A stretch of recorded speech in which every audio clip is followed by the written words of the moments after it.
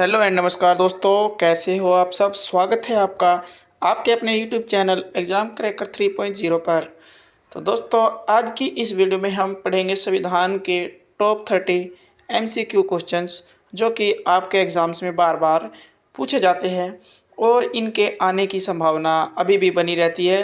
तो दोस्तों, इसमें से क्वेश्चन 100% पूछा जाएगा, चाहे आप किसी भी एग्ज़ाम की तैयारी क्यों ना कर रहे हो।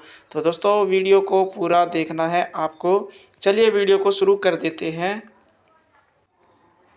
आपका जो पहला प्रश्न है वो है, भारत में संविधान को कब अपनाया गया, यानी भारतीय संविधान को कब अपनाया गया था, आपको बताना है। आपके पास ऑप्शंस है 26 नवंबर 1950 या 26 जनवरी 1947, 26 नवंबर 1949 या फिर 26 जनवरी 1950। तो दोस्तों, इसका जो सही आंसर है वो रहने वाला है 26 नवंबर 1949। ऑप्शन जो तीसरा है, थर्ड ऑप्शन है, आपका राइट आंसर रहेगा। इसके बारे में थोड़ी सी डिटेल भी जान लेते हैं। देखिए क्या कहता है यहाँ पर। इंडिया अर्थात भारत राज्यों का एक संघ है। यह संसदीय प्रणाली की सरकार वाला एक स्वतंत्र प्रभुसत्ता संपन्न समाजवादी लोकतंत्रात्मक गणराज्य है। यह गणराज्य भारत के संविधान के अनुसार शासित है, जिसे संविधान सभा द्वारा 26 नवंबर 1949 को ग्रहण किया गया तथा जो 26 जनवरी 1950 को प्रवृत्त हुआ। आपका अगला प्रश्न है, संपूर्ण संविधान को कब लागू किया गया था। संपूर्ण संविधान को कब लागू किया गया था? 15 अगस्त 1947 को, 26 नवंबर 1949 को या 26 जनवरी 1950 या फिर 26 नवंबर 1950 को। तो फ्रेंड्स, इसका जो सही उत्तर है वो रहेगा 26 जनवरी 1950। संपूर्ण संविधान को 26 जनवरी 1950 को लागू किया गया था। इसी उपलक्ष्य में हर वर्ष हम 26 जनवरी को अपना गणतंत्र दिवस मनाते हैं। भारतीय संविधान का पिता किसे कहा जाता है? ये बड़ा ही कॉमन सा क्वेश्चन है। तो भारतीय संविधान का पिता जो है डॉक्टर भीमराव अंबेडकर को कहा जाता है। ऑप्शन डी आपका उत्तर रहेगा। अगला है क्वेश्चन नंबर 4, मूल संविधान में कुल कितने अनुच्छेद थे, यानी कि जब संविधान का निर्माण हुआ था उस समय कुल कितने अनुच्छेद संविधान में थे। तो बात करें इसकी अनुच्छेद की तो उस समय 395 यानी 395 अनुच्छेद थे, लेकिन वर्तमान की बात करें, वर्तमान में 448 अनुच्छेद है अपने संविधान में।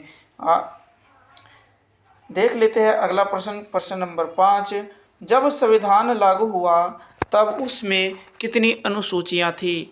अनुसूचियों की बात करें तो उस समय जो है अनुसूचियाँ कितनी थी दोस्तों? 6 थी, 12 थी, 8 थी या फिर 10 थी। उस समय मैं आपको बता दूं कुल 8 अनुसूचियाँ थी। जब संविधान का निर्माण हुआ था, मूल संविधान था, उसमें 8 अनुसूचियाँ थी। बाकी की 4 जो है आपकी बाद में अलग अलग संविधान के संशोधनों द्वारा जोड़ी गई है आपकी अनुसूचियाँ। बात करें 9वीं अनुसूची की, वो जो है प्रथम संविधान संशोधन 1951 के तहत जोड़ी गई थी। तो दोस्तों, देख लेते हैं कुछ इंपॉर्टेंट पॉइंट्स अनुसूचियों के बारे में।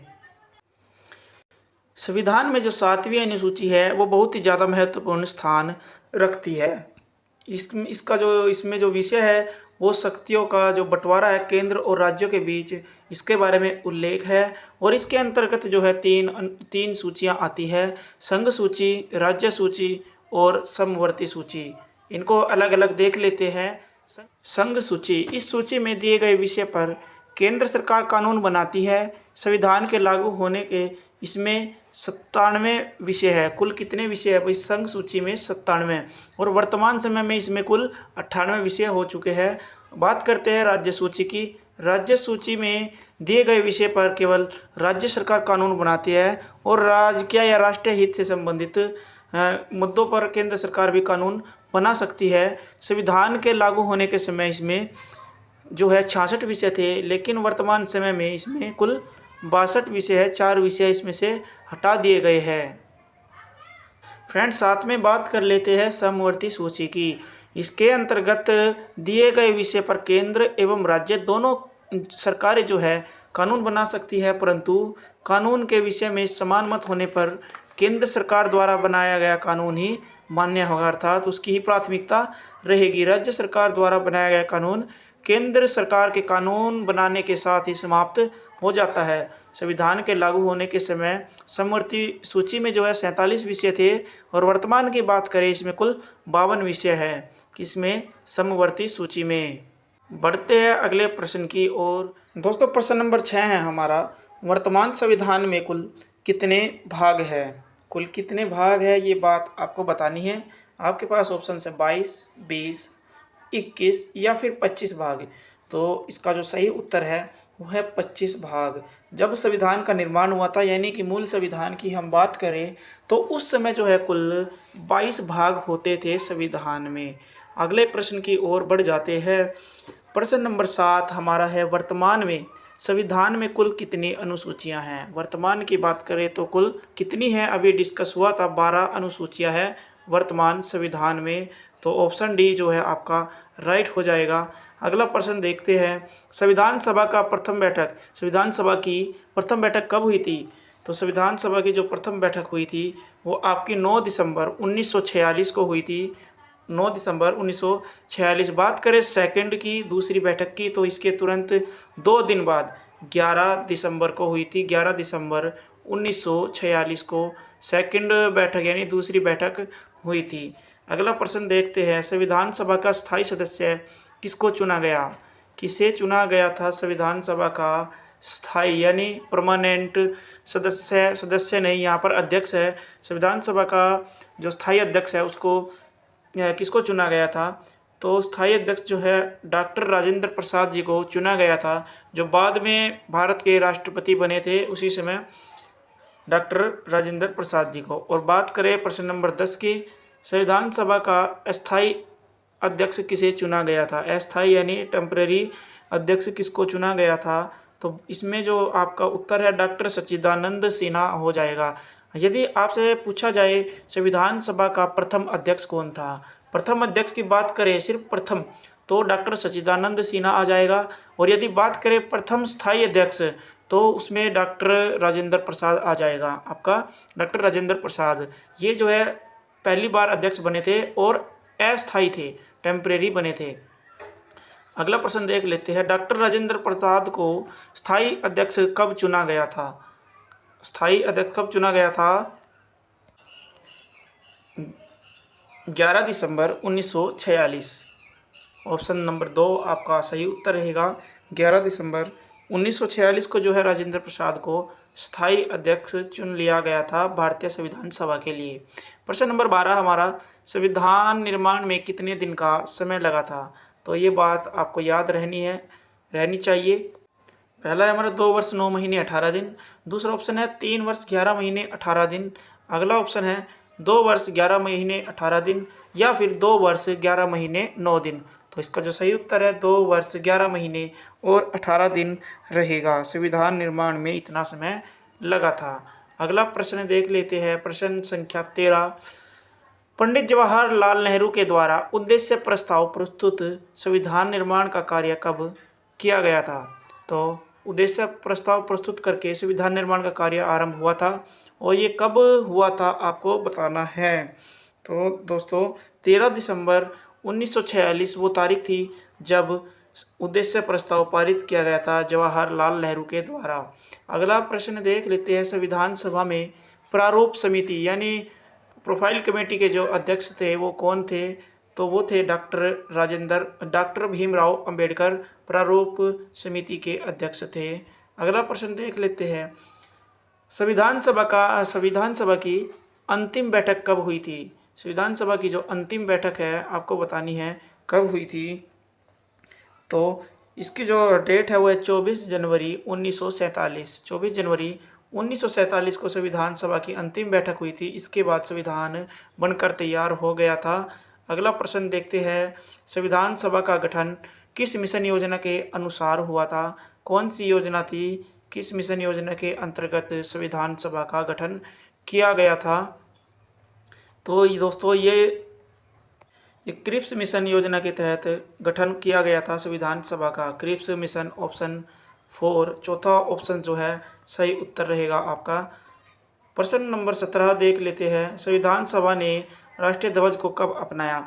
संविधान सभा ने राष्ट्रीय ध्वज को 22 जुलाई 1947 को अपनाया था कि तिरंगा 3 रंग का यानी हरा रंग, केसरिया और सफ़ेद इस रंग से बना हुआ झंडा जो 3:2 यानी लंबाई चौड़ाई का जो अनुपात है 3:2 होगा, वह हमारा राष्ट्रीय झंडा होगा, राष्ट्रीय ध्वज होगा। अगला प्रश्न है, संविधान सभा ने राष्ट्रीय गान को कब अपनाया था? राष्ट्रीय गान को कब अपनाया? तो दोस्तों 24 जनवरी 1950 ही वह तारीख थी जब संविधान सभा ने राष्ट्रीय गान को अपनाया था, 24 जनवरी 1950। ऑप्शन बी है जो आपका सही उत्तर रहेगा। अगला प्रश्न देख लेते हैं। संविधान सभा ने राष्ट्रीय गीत को कब अपनाया गया? कब अपनाया था संविधान सभा ने? राष्ट्रीय गीत हमारा है वंदे मातरम। वंदे मातरम हमारा राष्ट्रीय गीत है दोस्तों, आपको ये बात पता होनी चाहिए।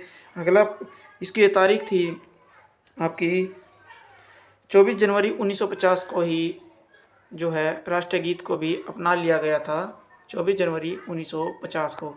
अगला देख लेते हैं प्रश्न संख्या 20। डॉक्टर राजेंद्र प्रसाद को भारत का प्रथम राष्ट्रपति कब चुना गया? डॉक्टर राजेंद्र प्रसाद को जो है प्रथम राष्ट्रपति कब चुना गया? 11 नवंबर 1946, 24 जनवरी 1950, 9 नवंबर 1946 या फिर 26 जनवरी 1950। तो दोस्तों इसका जो सही उत्तर है 26 जनवरी 1950, ऑप्शन नंबर 4 है। अगला प्रश्न है प्रश्न संख्या 21। सबसे लंबा लिखित संविधान कौन सा है? या सबसे विस्तृत, सबसे वृहद, सबसे बड़ा जो संविधान है वो कौन सा है? तो अपने प्यारे भारत का जो संविधान है वो सबसे बड़ा, विश्व में सबसे विस्तृत संविधान है भारत का संविधान, अपना पहला उत्तर रहेगा। अगला प्रश्न देख लेते हैं। आपातकाल के दौरान कौन से संविधान संशोधन द्वारा प्रस्तावना में समाजवादी, धर्मनिरपेक्ष, अखंडता शब्द जोड़े गए थे?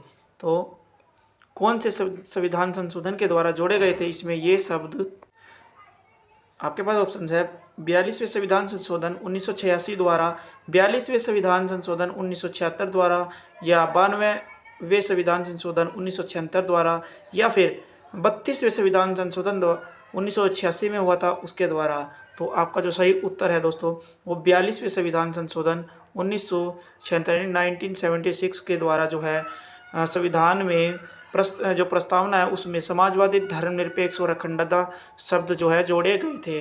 अगला प्रश्न है प्रश्न नंबर 23। 42वें संविधान संशोधन 1976 को किस नाम से जाना जाता है? ये मोस्ट इम्पोर्टेंट क्वेश्चन है दोस्तों, ये आपको याद रखना है। इसको जो है किस नाम से जाना जाता है 42वें संविधान संशोधन को? इसको जो है फ्रेंड्स किस नाम से जाना जाता है? संपूर्ण संविधान, मिनी संविधान, प्रारूप समिति संविधान, या फिर अंबेडकर संविधान। तो इसका जो सही उत्तर है आपका मिनी संविधान रहेगा। इसको 42वें संविधान संशोधन को मिनी संविधान के नाम से जानते हैं। प्रश्न संख्या 24 है आपका। संविधान सभा में मसौदा समिति या मसौदा कमेटी के अध्यक्ष कौन थे? मसौदा कमेटी के अध्यक्षता कौन कर रहे थे? तो फ्रेंड्स तो इस कमेटी के भी अध्यक्ष थे भीमराव अंबेडकर। डॉक्टर भीमराव अंबेडकर जो है मसौदा कमेटी के भी अध्यक्ष थे, साथ ही साथ प्रारूप कमेटी के भी अध्यक्ष डॉक्टर भीमराव अंबेडकर थे। क्वेश्चन नंबर 25 है हमारा। भारत में प्रथम आम चुनाव कब आयोजित किया गया था? प्रथम आम चुनाव जो है आपका 1952 में आयोजित किया गया था। 1952 आपका सही उत्तर रहेगा। अगला प्रश्न देख लेते हैं। कौन बम्बई प्रेसिडेंसी से संविधान सभा के लिए चुना गया था? बम्बई प्रेसिडेंसी से संविधान सभा के लिए कौन चुना गया था? तो इसका जो आपका सही उत्तर रहेगा वो डॉक्टर भीमराव अंबेडकर रहेगा। Option number 4 Bhimrao Ambedkar. अगला प्रश्न है हमारा। भारत में कौन से सत्र के बीच पहला आम चुनाव हुआ था? तो दोस्तों इसका जो सही उत्तर है आपका वो रहेगा 25 अक्टूबर 1951 से 21 फरवरी 1952। तो इस सत्र के बीच जो है पहला आम चुनाव हुआ था। अगला प्रश्न है। डॉक्टर भीमराव अंबेडकर का जन्म कहाँ हुआ था? ये मोस्ट इम्पोर्टेंट क्वेश्चन है। डॉक्टर भीमराव अंबेडकर का जन्म कहाँ पर हुआ था? तो दोस्तों आपको याद रखना है इंदौर जो कि मध्य प्रदेश में पड़ता है, एमपी में डॉक्टर भीमराव अंबेडकर का जन्म हुआ था।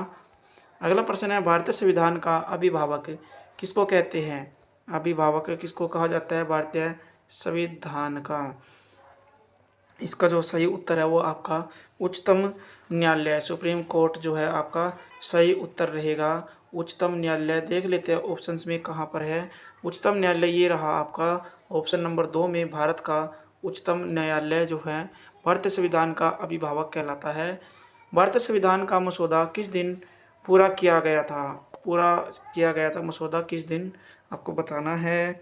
तो 26 नवंबर 1949 को, 26 नवंबर 1949 इसका सही उत्तर रहेगा।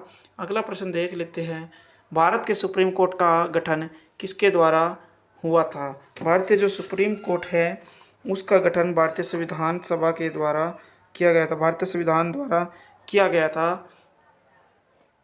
सुप्रीम कोर्ट का गठन।